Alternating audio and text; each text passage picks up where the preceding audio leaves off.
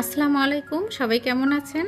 আশা করি সবাই অনেক বেশি ভালো আছেন। আজকে আরেকটি নতুন ভিডিও আপনাদের সঙ্গে শেয়ার করছি।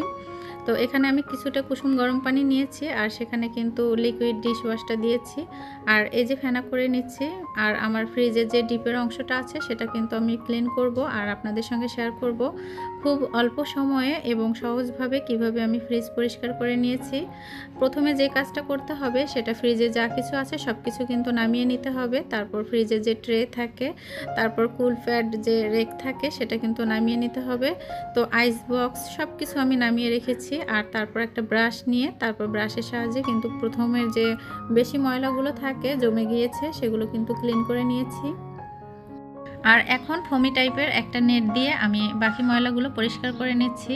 তো ধাপে ধাপে কিভাবে আমি ফ্রিজ পরিষ্কার করেছি সেটা আপনাদের সঙ্গে ভিডিওতে শেয়ার করছি।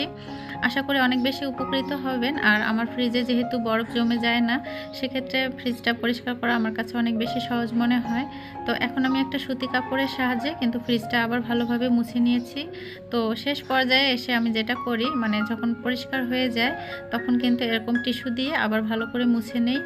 আর এই যে ট্রে তারপর বক্স সব কিছু কিন্তু ভালোভাবে ডিটারজেন্ট পাউডার দিয়ে বালতিতে করে ভিজিয়ে আমি পরিষ্কার করে নিয়েছি। আর এখন কিন্তু সেটা ভালো করে মুছে নিয়ে আমি ফ্রিজে সেট করে দিচ্ছি। যেসব ফ্রিজে অনেক বেশি পরিমাণে বরফ জমে যায় তারা সবার আগে যে কাজটা করবেন, তো সেক্ষেত্রে ফ্রিজের লাইনটা আগে বন্ধ করে রাখবেন। তারপর হচ্ছে যখন বরফগুলো গলে যাবে তখন ফ্রিজে সব কিছু নামিয়ে নিয়ে তারপর এভাবে ফ্রিজটা ক্লিন করে তারপর আপনারা আবার সেট করে নতুন করে সাজিয়ে নিতে পারেন।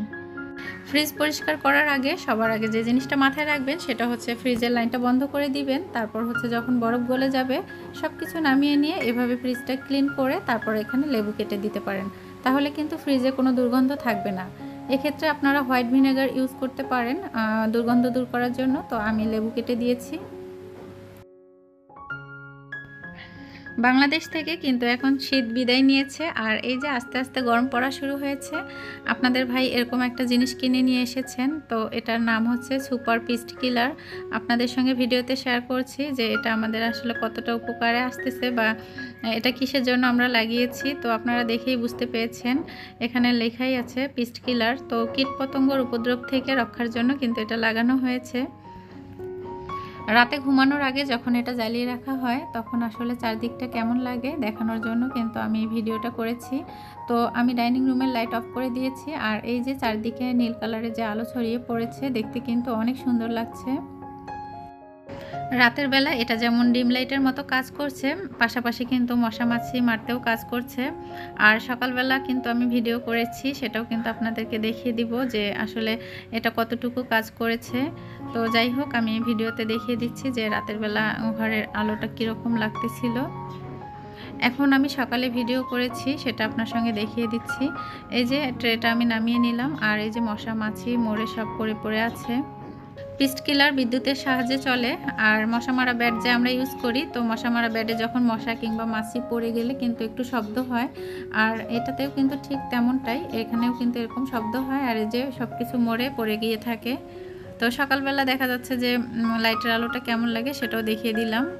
আপনাদের ভাই বাজারে গিয়েছিল আর এই যে এত এত মাছ কিনে নিয়ে এসেছে। তো কি কি মাছ বাজার করে নিয়ে এসেছে সেটা আপনাদের সঙ্গে ভিডিওতে একটু শেয়ার করলাম। ধৈর্য সহকারে যারা যারা আমার ভিডিওটি দেখেছেন তাদের জন্য অসংখ্য ভালোবাসা ও দোয়া রইল। যে সকল আপু ভাইয়ারা আমার চ্যানেলটি সাবস্ক্রাইব করে রেখেছেন, আমার পাশে আছেন এবং আমার ভিডিও দেখেন, তাদের জন্য অসংখ্য ভালোবাসা ও দোয়া রইল।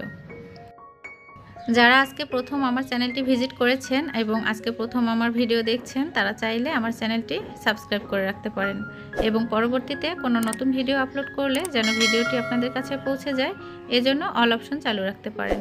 আজ এই পর্যন্তই। সবাই ভালো থাকবেন, সুস্থ থাকবেন। আসসালামু আলাইকুম। আল্লাহ হাফেজ।